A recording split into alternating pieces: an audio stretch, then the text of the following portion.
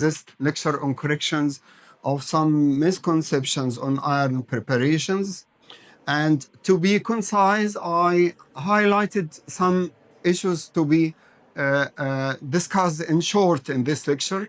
We will discuss iron cycle in human, iron preparations, and monitoring of iron therapy, in addition to take-home messages. We all know that in the Holy Quran there is a long surah which is called Surah Al-Hadid, the surah of iron. Allah subhanahu wa ta'ala calls this surah Al-Hadid because it mentioned that there is iron in the nature, and Allah subhanahu wa ta'ala says وَأَنزَلْنَا الْحَدِيدَ فِيهِ بَأْسٌ شَدِيدٌ وَمَنَافِعُ لِلنَّاسِ. And these are many benefits for the human beings come from iron. Inside our bodies, the iron is very valuable because it is included in many enzymatic processes in the immune system and in cell division. And most important function of iron is oxygen transport. 70% of the functions of iron is to transport oxygen to the vital organs of the body. And 30% of the iron is included in the proteins like myoglobin and other proteins.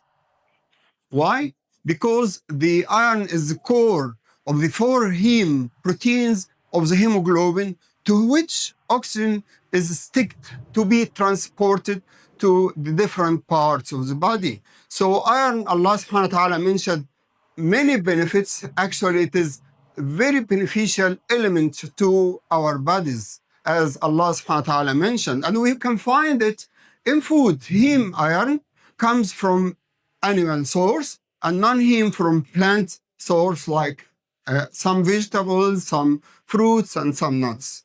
We all know this. And there are some factors that may affect iron absorption, decrease iron absorption by tannic acid, by calcium, by phytates, and others. So the iron cycle in our body starts by eating iron, and this iron can be ferrous or ferric. Ferric is not good for absorption, it's not suitable for absorption. The iron to be absorbed from the duodenal enterocytes should be ferrous. So the ferric comes from plant source, and it should be changed to ferrous. But the animal source, which is heme iron, is ferrous. So it goes directly to the duodenal enterocytes to be absorbed by these cells. And inside the duodenal enterocytes, the iron goes to what's called iron pool, and part of it is stored partially or temporarily in the enterocytes as ferritin, and part goes to the blood to be utilized 70% for erythrobiosis, for oxygen, and 30% for myoglobin forming. And the excess iron is stored in the liver and reticuloendothelial system. But we have to know that we eat or take iron in food, and the daily requirement of iron for male is just 8 milligrams per day. For the females who are not pregnant and not in the reproductive age, it's just 9 milligrams per day. But for the pregnant ladies, it rises up to 17 or 18 milligram, and in pregnancy 27 milligram per day. Why in the females in the reproductive age they need excess iron? Because of the menstruation, of course, and pregnancy because of the baby needs iron for its blood and its myoglobin also. But from this amount of daily intake, just 10% is absorbed from the duodenum. And this is a very low percentage of absorption, and it goes to the enterocytes, as I already mentioned.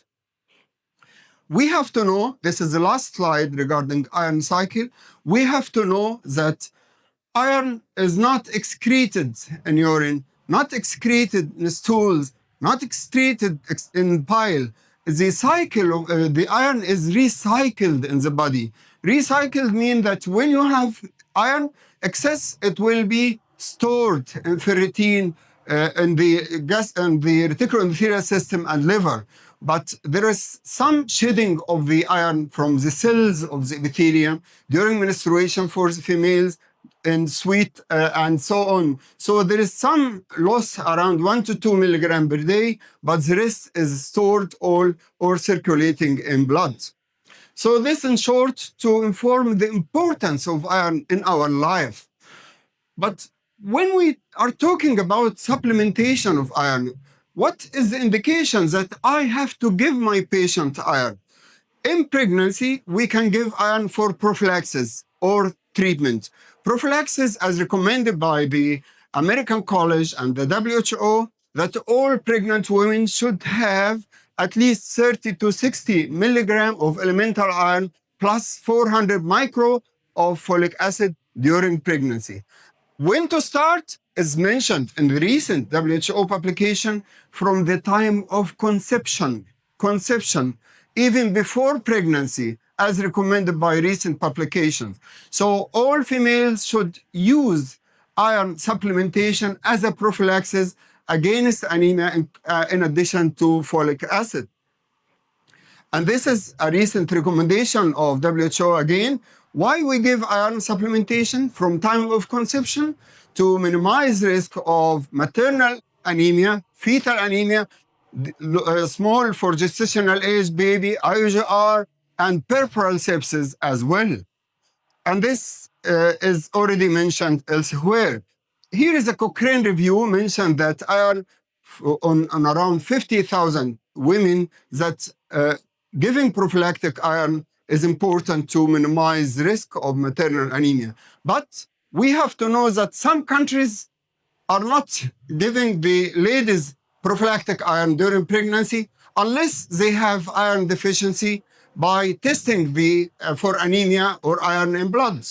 And this recommendation of some countries is based on the side effects of the iron, giving routine iron for all pregnant ladies. And this is a good concern by these companies, but by these countries. But a recent systematic review and meta-analysis published 2025 mentions that giving iron for non-anemic patients decreases maternal anemia during pregnancy, and the evidence that giving iron for non-anemic ladies will lead to some side effects is poor, and poor quality or evidence of the side effects. So in conclusion, we have to give prophylactic iron to all pregnant ladies. In your clinic, some ladies mention, oh, I have my hemoglobin is 13 or 12, I don't need iron. This is not good. If she is not anemic, she has to take iron, as recommended by all societies and this recent meta-analysis. And again, in all pregnant ladies, we have to screen for anemia twice in pregnancy. In the first trimester, you have to order for CBC, and in the early third trimester. Why early? Because you should have time to correct anemia until the time of delivery. So we have to order for CBC twice during pregnancy. And the other indication of iron preparation during pregnancy is treatment, is therapeutic. And if you talk about therapeutic, you should increase the dose of iron. For prophylaxis, it's between 30 to 60 milligram of elemental iron. But for therapeutic, if the patient is proved to be anemic, you have to increase the dose up to 120 milligram per day of elemental iron, of course. So we have two types of therapeutic iron, either iron deficiency anemia or iron deficiency without anemia. And iron deficiency anemia, high dose of iron, but you have to switch to the low dose after correction of the hemoglobin. And the WHO mentioned that the iron deficiency anemia prevalence during pregnancy worldwide is around 40%. And there is a recent publication, 2025, comes from Gaza Strip, mentions that in 2024, the prevalence of anemia among Palestinian women was 50%. And this was before 1 year, before the criminal starvation intended by the criminal troops who occupied this part of the world. I think the prevalence now of anemia in Gaza Strip may reach 100%. They have deficiency of iron, vitamins, food, water, and everything. I invite every one of you to highlight the problem of starvation of women, children, and people in Gaza Strip, which is intended by these criminal people who should be attacked all over the world.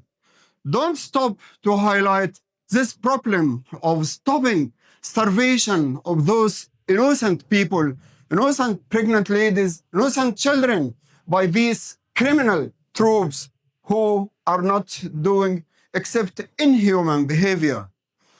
And back to the WHO, the iron deficiency anemia is defined as decreased either hemoglobin or hematocrit in the age group, but less than 5 percentile in the healthy group of the same gestational age. Because in pregnancy, we classified into 3 trimesters, as you know.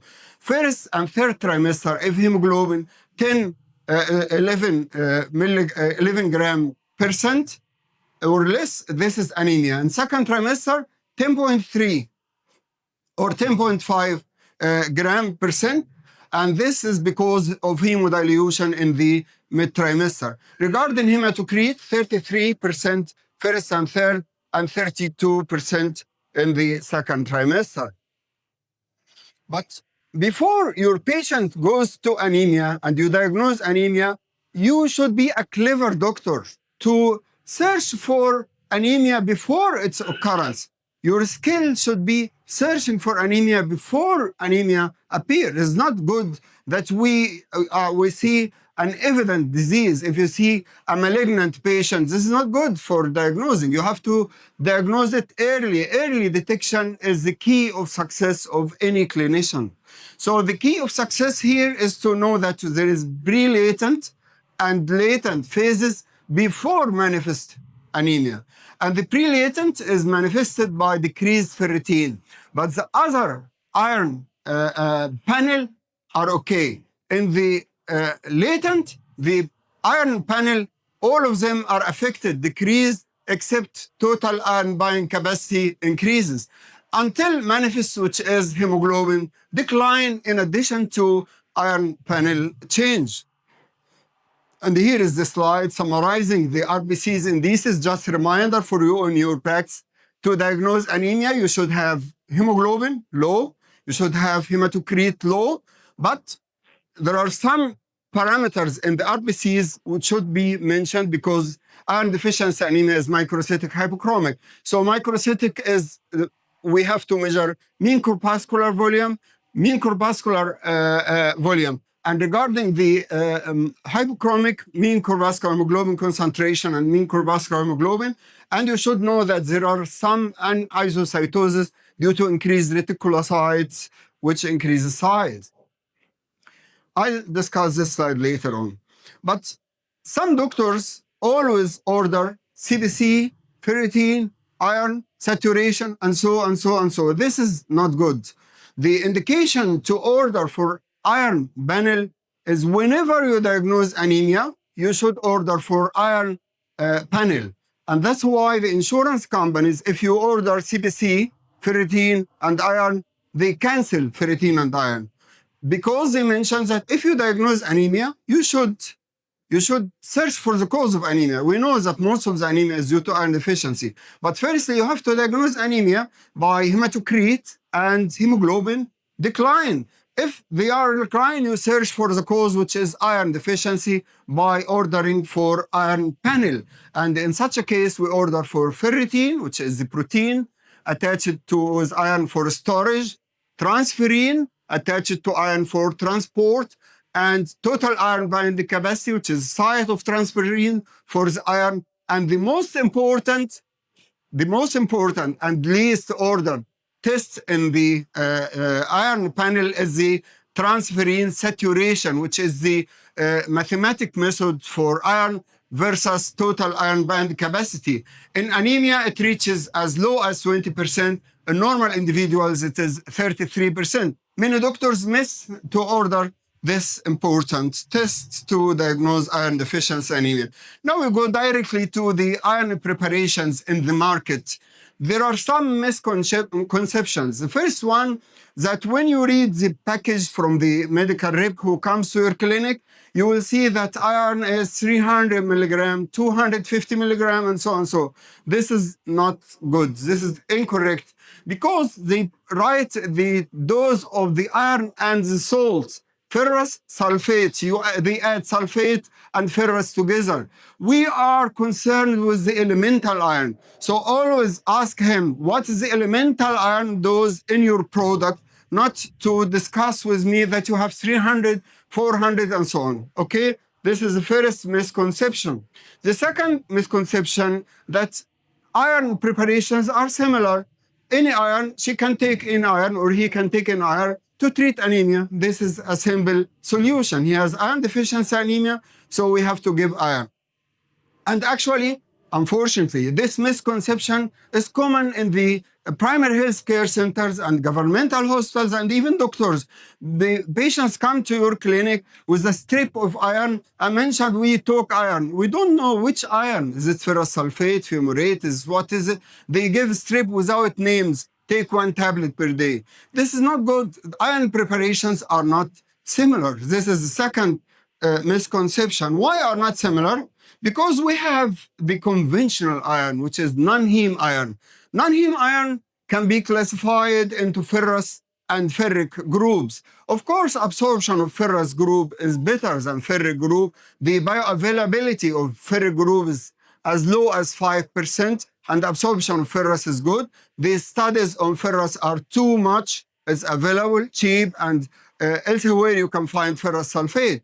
Okay, it is good if it is compared to ferric, but the problem that the ferrous sulfate has many side effects. Why? Because it is dependent on divalent metal transporter 1, which is important to enter the cell of the enterocyte.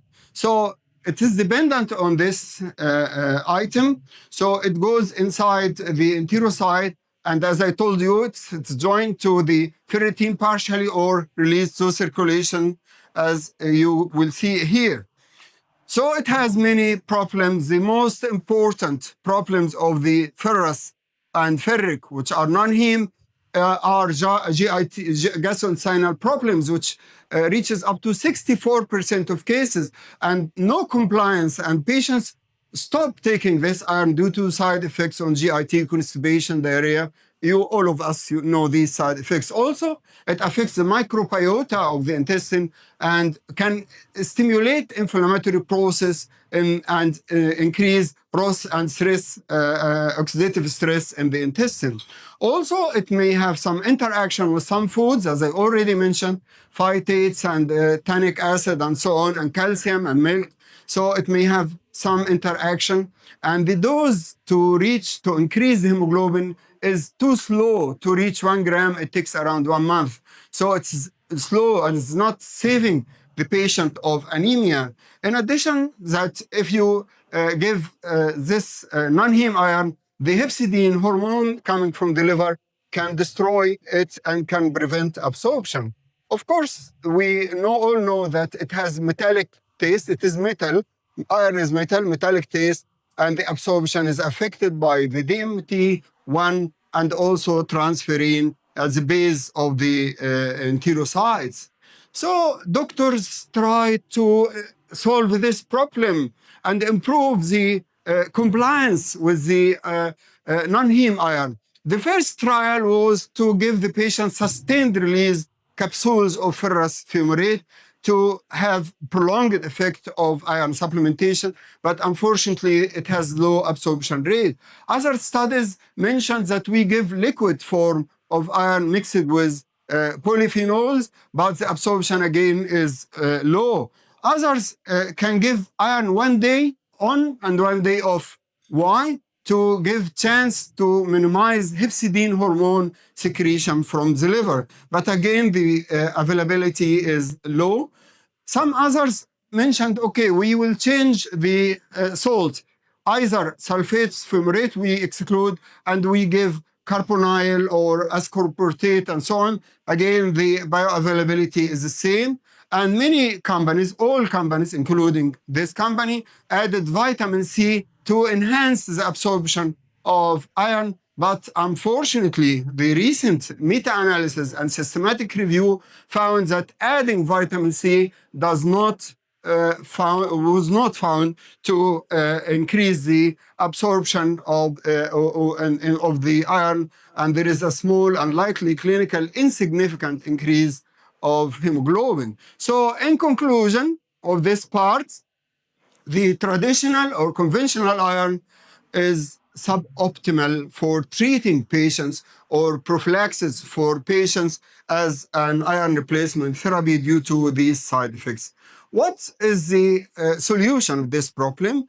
We will go to heme iron. Heme iron is another type of iron. It goes to the enterocytes without DMT1 technique or pathway, because it is encircled inside PP X1 ring to go inside the enterocyte, and then there is an enzyme which destroys this ring, and ferrous iron will be inside the enterocyte. By this way, it decreases contact with the mucosa of the stomach and the duodenum with less side effects. But unfortunately, studies on heme iron are limited. Particularly, they use it in patients with kidney disease and has low bioavailability and low tolerability if compared to other forms. Okay, since you mentioned that iron carries side effects up to 64% of intolerance or inconvenience to patients, we will not give iron. How not to give iron? We can give the patients lactoferrin, which is a bovine glycoprotein that takes iron from the pathogens. It's anti-inflammatory, takes iron from the pathogens and give it to the body of the human. And this is a good idea because it decreases hepcidin as one of the inflammatory markers. But the studies on lactoferrin are limited. Here is one of our studies on lactoferrin plus health education versus total dose infusion of low molecular weight iron dextran for treating iron deficiency anemia. It was a randomized controlled trial, and we found that it is as effective as intravenous dose. And here is a systematic review and meta-analysis on the use of bovine lactoferrin as a treatment. But unfortunately, these studies are limited, coming from Egypt and Italy, is not popularized all over the world. So we cannot drain conclusions from these studies, including our study as well. So these are the disadvantages of lactoferrin. Okay, another solution, we can mix iron with amino acids, which is called amino acid chelation, to avoid contact of iron with the mucosa of the stomach or the intestine, and this has less side effects on the GIT. But unfortunately, mixing iron with the amino acid has similar results and efficacy if compared to the least one, which is ferrous sulfate, and comparable improvement of iron in addition to being expensive. And if you look to the companies of amino acid chelation, they put small dose, 10 milligram or 20 milligram, which is much more less than required per day, 60. So the patient has to take 3 capsules per day, which is not good. Okay, we will make another modification of iron. We will make grinding of the iron, making it micronized and mixing it with microcapsules of phospholipids to seen as liposome, which is phospholipid protection of iron to avoid contact with the mucosa of the intestine and duodenum. And this is a misconception. Grinding iron and micronization and microencapsulation is not similar to liposome. Why? Because liposome has a double layer of phospholipid against over the product, and the product should be in an aqueous form, not solid form, as mentioned by many publications. And here is a recent publication describing the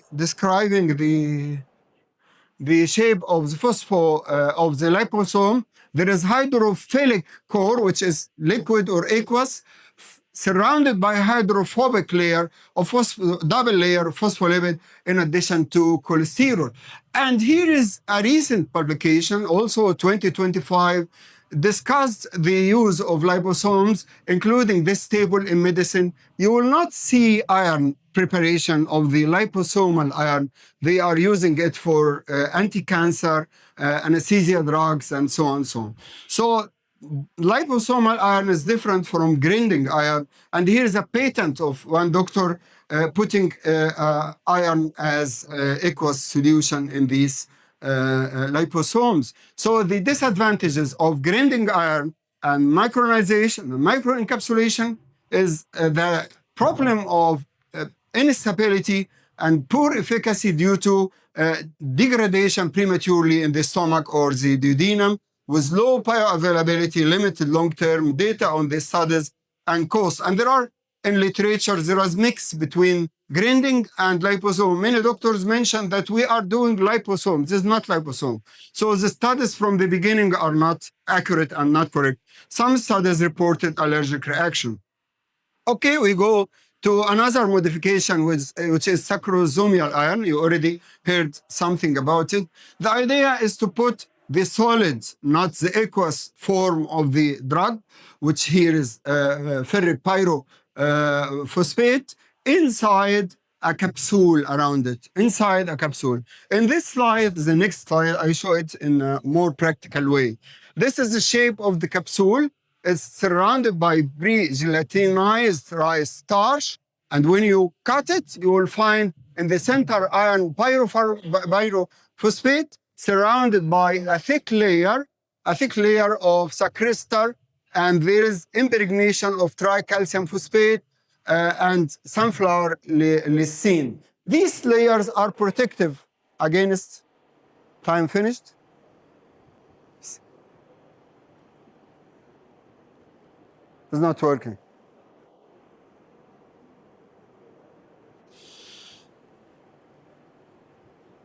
Time is over. Okay, thank you. These layers will protect against contact with the gastrointestinal mucosa and the duodenum. And the absorption here in the liposomal product is different from the other forms by going intracellular, by endocytosis, paracellular in between cells, or goes into the G cells, which are important for, M cells, which are important for immune system, in addition to lymphatic absorption. So it has 4 forms of absorption. I think you heard about the advantages. It's gastrointestinal resistant, less irritant, and hepcidin resistant. And so these are the advantages. If you compare it to IV, it's as similar as IV with less side effects and less cost. Okay, some of the recent publications mention that sacrosomial iron should be considered as the first option for treating uncomplicated iron deficiency due to many advantages. You heard about the WHO recent recommendation that it can be used for diabetics and for cardiovascular patients, and is mentioned by name. Here are some drawbacks of the sacrosomial iron. Some authors, or some, actually not authors, some doctors mention that it's sacrosomial iron, so it is called, it contains sacrosome, so it can increase blood sugar and is not recommended for diabetics. This is not true. It is not sugar, the sacrosomial ester of the fatty acid. The second point, that it can be changed into ethanol, so it can be contraindicated in pregnancy and others. This is not good and not correct again, because it is not sacrosome. Of course, studies should highlight the importance of the sacrosomial iron after the recommendation of WHO to be considered as a medical replacement. Just a few words about the parenteral iron. There is a misconception between doctors and patients that we should give parenteral iron to have good improvement and high improvement of the iron stores. This is not true. It's not more effective than oral iron. The parenteral iron is indicated when you need rapid and fast improvement of iron by for patients pre-operative or postpartum or during late pregnancy. Otherwise, the efficacy of oral iron is similar. And you have to know that if you give parenteral iron, it will be dependent on hepcidin because it will go to the reticuloendothelial system and will be dependent on the in the monocytes will be dependent on hepcidin as well.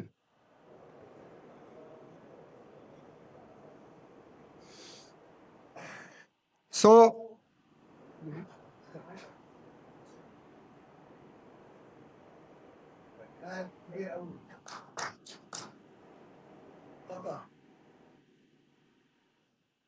so oral iron is the preferred iron because the disadvantages of parenteral iron, it should be administered in a well-equipped place with preparation or against some accidents like anaphylactic shock or allergic reaction.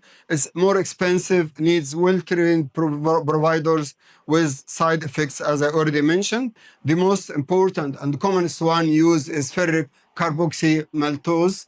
And here there is a concept of what's called single iron dose concept, which we give single dose intravenous to correct anemia in pregnancy. And these studies are based on a study comparing ferrous sulfate versus single dose carboxymaltose and others.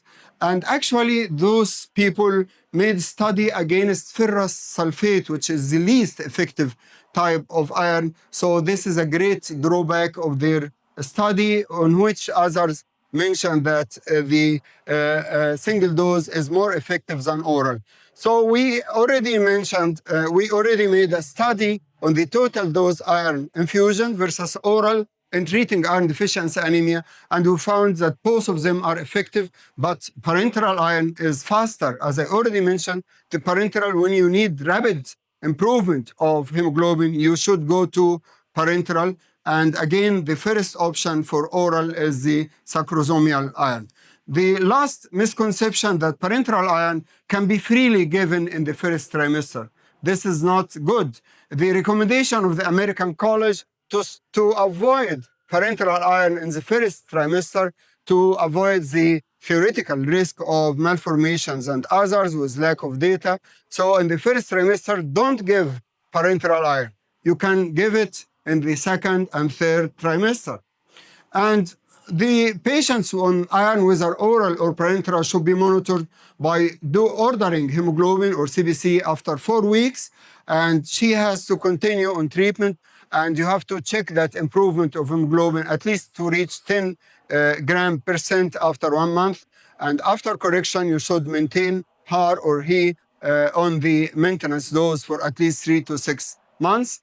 We have ferritin, and now the role of ferritin. Can we order ferritin or use it as a monitoring?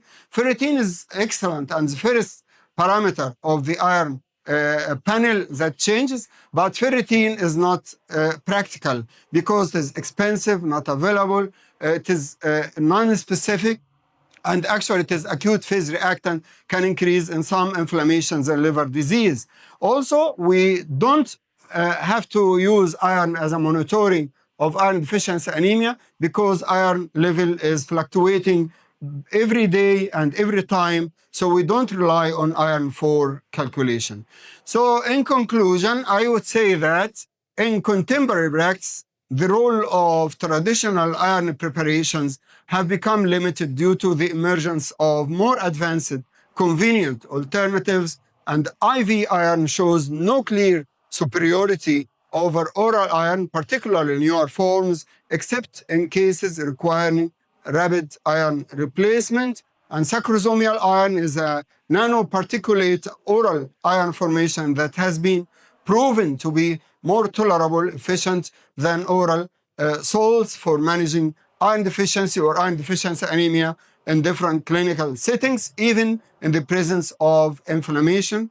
And it is as effective as intravenous iron with lower cost and fewer side effects, and many may replace it in certain conditions that may not need rapid correction. And last point, that sacrosomal iron is ideal for the first trimester, where IV iron is contraindicated, and the other oral salts are causing exaggerated GIT symptoms, including hyperemesis gravidarum. Of course, we are waiting for more randomized control trials and systematic reviews to establish the role of the new iron preparations in different clinical situations. And this lecture you will find it in the YouTube channel. If you need to see it in total. Okay, thank you very much.